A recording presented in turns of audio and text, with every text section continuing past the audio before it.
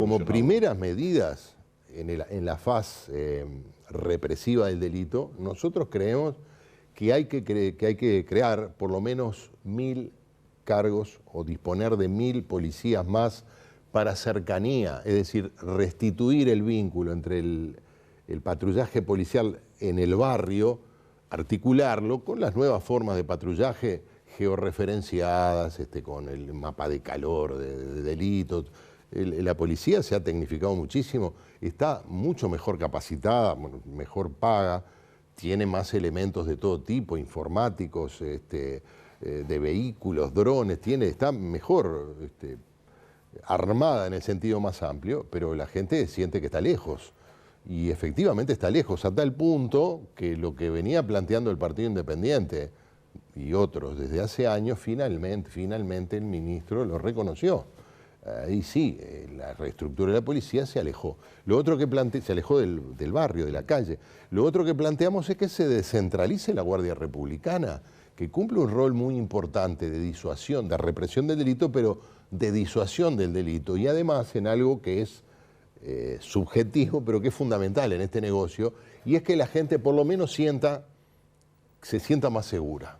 Eso no resuelve el problema, pero hace que la gente la pase un poco mejor. En todos los lugares del país donde está la Republicana, vos hablás con los comerciantes o con los vecinos, dicen, no, desde que está la Republicana esto es otra cosa, porque obviamente los chorros también, viste que vos ves al vehículo de la Republicana y actúas de otra manera. Nosotros estuvimos en Rocha y dijimos, aquí en Rocha tiene que haber un destacamento de la Republicana, porque tenés el problema de la frontera, de los balnearios. No sé cuánto sería necesario en Maldonado, pero probablemente con los problemas que hay también. Hay que descentralizarlo, no puede ser que desde Montevideo se decida, cuando se desata el incendio, mandar a los bomberos de la seguridad, por decirlo de alguna manera. Tiene que haber una política de descentralización. Eso en lo inmediato. Lo otro tiene que ver con otros elementos que hay que, como te decía, atacarlos desde lo social.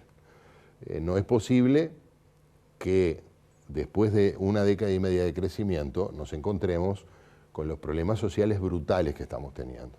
Aumenta la población en asentamientos irregulares, aumenta la cantidad de delincuentes. Ha sido la fábrica más exitosa que ha tenido el país en esta época, la fábrica de delincuentes. ¿Y dónde se fabrican los delincuentes?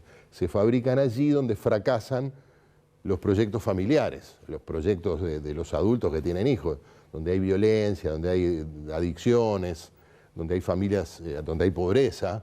Allí fracasaron las políticas sociales, si no, no tiene otra explicación. Y luego aumentamos considerablemente el presupuesto de educación, lo cual está muy bien, pero resulta que perdemos a los 15 años aproximadamente a más de la mitad de los jóvenes que desertan del sistema educativo, lo cual se agrava porque entre los jóvenes más pobres, donde la educación es un diferencial entre una vida muy dura y una vida un poco mejor, 8 de cada 10 jóvenes o más, de los contextos más críticos, abandonan secundaria en el segundo ciclo. ¿Y qué pueden hacer esos jóvenes? La mayoría se van a buscar una changa, por suerte la mayoría no delinque, ¿no? Pero el resto está expuesta, es más lábil, está expuesta a las malas juntas, al narcotráfico, a las bandas delictivas. Lo estamos viendo no solo en Maldonado, en San Carlos, lo vemos en Montevideo, en la zona metropolitana, en Salto, en tantas ciudades del país. Gane quien gane el 27 de octubre o el 24 de noviembre, sea cualquiera de los 11 candidatos que están en carrera, más allá de las propuestas y de la forma que tengan de plantear las soluciones, el 1 de marzo tienen que asumir en un país con una situación compleja en lo particular de Uruguay, en lo regional y en lo internacional. ¿Cuáles van a ser, qué va a poder hacer un presidente? Pues le hemos hecho esa pregunta directamente a candidatos. Sus propuestas a partir del 1 de marzo, ¿cuánto las va a poder llevar a cabo? Porque usted entra y agarra un gobierno que ya está condicionado desde el punto de vista económico, financiero, político, internacional. Lo que ocurre es que si las propuestas que hizo no tiene manera de sustentarlas, más vale que nos enteremos ahora, porque hace 5 años nos pasó que un candidato nos dijo que iba a bajar las rapiñas un 30%. Tabaré Vázquez. Y otro nos dijo que no era necesario hacer un ajuste fiscal. Y el resultado es que aumentaron las rapiñas y el que nos dijo que no iba a hacer un ajuste fiscal hizo 2. Astori. Nos aumentó los impuestos y nos aumentó las tarifas para tapar el agujero que dejaron varias cosas, que dejó su modelo, que es crónicamente deficitario y que dejó la catástrofe de ANCAP, que él conocía y no nos dijo que era de la dimensión que era. Eso no puede volver a pasar. O sea, no puede volver a pasar que un candidato nos diga que va a hacer cosas que sabe que no va a poder hacer. Va a haber un contexto no crítico. El país no está en crisis, salvo el tema de seguridad, probablemente. El país está en un contexto complicado, pero tiene muchos elementos desde donde recuperarse. Por lo pronto tiene una realidad financiera muy sólida todavía, pero lo que pasa es que por este camino la vamos a perder inexorablemente, nos lo dicen las calificadoras de riesgo. Todavía tenemos crédito barato porque tenemos un orden financiero que ha sido mérito sobre todo de las administraciones del frente, del equipo que ha liderado Astori. El problema es que ha sido derrotado por los sectores más radicales, más ortodoxos, que quieren gastar como si no hubiera días después. Movilicen las reservas, aumenten los impuestos, sigan gastando. Como cualquier persona medianamente razonable comprende, no se puede sustentar eternamente gastar más de lo que vas a recaudar. La propuesta de Vergara de apostar todo el crecimiento económico no parece que sea realista. Es inevitable que el próximo gobierno tome decisiones sobre el gasto público que supongan, entre otras cosas, dar una señal de que se distingue lo importante de lo que no es importante, de lo prioritario de lo que no es prioritario. Exacto. ¿A quién se le ocurre que un gobernante elegido democráticamente va a recortar los beneficios sociales a gente que depende de eso para sobrevivir? A nadie. Es una cosa inimaginable. No es un tema ideológico, es un tema de sentido común, de sentido humano, humanitario, pero además de sentido común. Nadie va a hacer que explote la realidad social. El asunto es que probablemente haya que gastar más en políticas sociales, pero gastar mejor. Hemos gastado, quizás no tanto, sobre el presupuesto nacional. El presupuesto del MIDES no es tan alto. Lo que pasa es que los resultados están a la vista. Si vos no tenés unas políticas sociales que tengan como destino que la gente no las necesite más, es decir, que la gente sea autónoma, eso es dignidad humana. Si vos diseñaste políticas sociales para tenerlo eternamente de cliente, por no decir de esclavo, y para después asustarlos con que si gana otro te lo van a sacar, eso que es la cosa más conservadora, eso es lo peor de la derecha latinoamericana desde siempre. Bueno, pero eso es lo que tenemos hoy.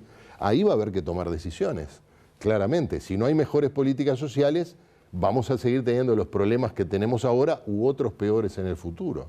Pero bueno, esto es un frente muy complejo que va a enfrentar el próximo gobierno, pero yo creo que tiene lo mejor que puede tener un gobierno y un país. Tiene gente que quiere trabajar, que quiere salir adelante, todavía hay gente que quiere invertir, y tiene gente que, en términos generales, respeta la ley, respeta... Vos viste la polémica, el debate electoral entre las dos personas que están más cerca de ganar la presidencia, y tenían miradas distintas, cada uno buscaba su negocio, pero es gente respetuosa. Eso es un buen ejemplo de lo que es el país. ¿Qué te pareció el debate? Porque ahí tenés la mirada política y periodística. ¿Qué me pareció? ¿En qué sentido? A mí me gustó el debate, me pareció que es un debate televisivo. Un debate televisivo no es para profundizar en políticas públicas, ¿no? Para eso están las mesas redondas, las conferencias que organizan las cámaras empresariales, los sindicatos o lo que sea. Un debate televisivo es un formato en el cual la gente mira durante un rato prolongado a los candidatos, mira cómo gesticulan, lo miran al detalle, lo comparan uno con otro, obviamente escuchan sus propuestas. A mí me gustó, me parece que Martínez va a necesitar debatir con Talvi. Lo va a necesitar porque no salió bien parado el debate. No salió bien parado. ¿Salió mejor parado la calle Pou? Muchísimo, muchísimo mejor. Y esto lo digo lo digo con objetividad, ¿no? Claramente no votamos a ninguno de los dos en primera vuelta. Estaba mejor preparado para el debate, se notó, no cometió errores prácticamente, no mostró flancos débiles. Y dice que Martínez se pasó criticando al Frente Amplio, la calle Pou. Sí, o sea, eran dos tipos hablando del Frente Amplio en el debate. Y es lo que tiene ser el candidato de un gobierno que hace 15 años que está, es que te tenés que hacer cargo de las críticas. Sí, Eso lo sabe hasta que el que inventó el agua tibia. Y la calle Pou, que de repente no se centró en decir yo voy a construir 88 escuelas en el centro de Montevideo para tener una mejor educación que la que hay hoy. O sea, atacar pero proponiendo. Es probable, sí, es probable, pero de todas maneras no es el ámbito para dirimir cuestiones programáticas.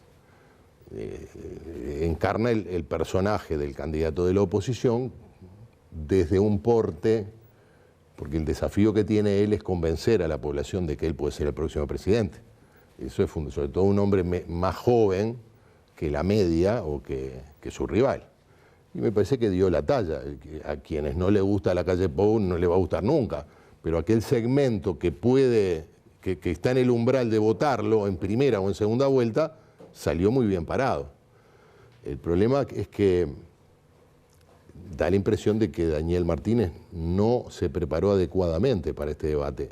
Eso empieza por la elección del color del traje, de los lentes, de la manera como gesticula en televisión. ¿Por qué tanto énfasis en los lentes, me parece? Porque es un elemento fundamental. Vos tenés un cuadro donde ves en el 80-70% de la pantalla un talking head, ¿no? Una cabecita, unos hombros, una corbatita y no ves más nada, y unas manos. Y la gente se concentra en los elementos visuales. En un debate televisivo, lo audiovisual se devora a lo abstracto, incluyendo el discurso. Entonces vos mirás a ese tipo y le dices, mira, tiene un tic, cesea. Por ejemplo, la calle Pou corrigió tics que lo dejaban mal y Daniel Martínez no corrigió ninguno. Entonces vos veías a un candidato que estaba quizás demasiado hierático, pero estaba firme, y a otro que tenía una risa asintomática, una risa nerviosa. Y eso para el que mira es crucial, en ese plano. Ese tipo de cosas en el lenguaje oral también son muy significativas en ese formato. No sé si, sí, y para un público que se concentra principalmente en lo audiovisual. Tenemos que cerrar la entrevista. Recién decías, porque los dos candidatos no vamos a votar a ninguno de los dos en primera vuelta. ¿Qué va a hacer el Partido Independiente en un balotaje? Nosotros dijimos que no vamos a votar al candidato del continuismo por razones obvias y que nos gustaría, y esto depende, hay que ser realista, depende de la votación que tengamos, es decir, de la expresión que tenga el partido en el próximo Parlamento, la fuerza que podamos tener para exigirle, si es que este es el caso. Nosotros hablamos de esto porque tanto Talvi como la calle Pou dijo que va a ser un gobierno multicolor, o un gobierno por lo menos de 3 partes, donde va a estar el Partido Colorado, el Partido Nacional y el Partido Independiente, y vamos a plantear nuestras condiciones para integrar eventualmente un gobierno de cambio. Eso es. Pero somos conscientes de que eso depende de que la gente nos dé una expresión parlamentaria lo suficientemente importante como para que nuestra voz sea escuchada.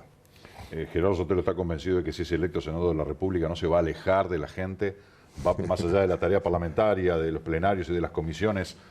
¿Va a seguir estando cerca de la gente o caerá en las prácticas de tantos años de los políticos lejos de la gente? Si te digo que no me voy a alejar, igual el que no me vas a creer. ¿Demagogia no? No, no sé, obviamente sería totalmente inapropiado y hasta censurable. La única razón por la cual estás ahí es para resolver los problemas de la gente, hacerte eco de los problemas. Yo no quiero estar en el Senado para defender mis ideas, porque primero para eso nunca precisé una banca.